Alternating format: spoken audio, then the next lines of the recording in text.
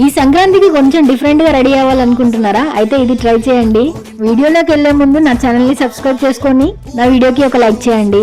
అలాగే ఈ వీడియో మీకు ఎలా అనిపించిందో ఒక చిన్న కామెంట్ చేయండి.